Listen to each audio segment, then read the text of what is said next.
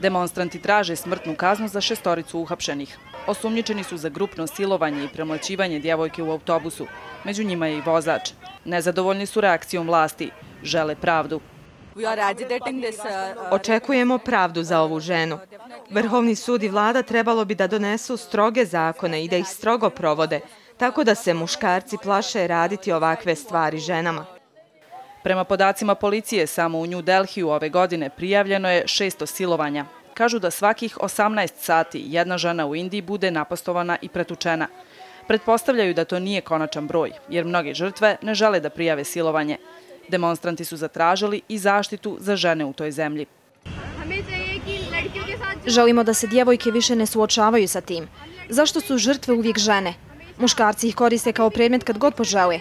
Ako odemo u policiju i žalimo se, ona ništa ne poduzima. Mi nismo igračke, želimo pravdu.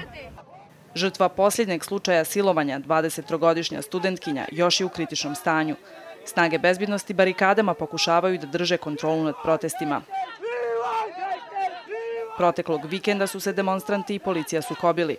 8 demonstranata je uhapšeno. Jedan od policajaca je podlegao povredama u bolnici. Predsjednik i premijer Indije apeluju na mir. Mladi moraju da nauče kontrolisati emocije i da se mirno, smireno suoče sa situacijom. Nasilje nije rješenje. Istovremeno na sjeveru zemlje 32-godišnjak je osuđen na smrt zbog silovanja i ubistva 10-godišnje djevojčice. Tužilac kaže da na smrtnu presudu nisu uticali protesti u New Delhiju. Pokret u Delhiju traži smrtnu kaznu za silovanje djevojke koja je u kritičnom stanju, ali u našem slučaju djevojčica je silovana i ubijena, tako da je to među najrjeđim zločinima i zato je osuđen na smrtnu kaznu. O spriječavanju silovanja i strožim kaznama za počinioce trebalo bi da raspravlja i Komisija Indijskog parlamenta za unutrašnju bezbjednost.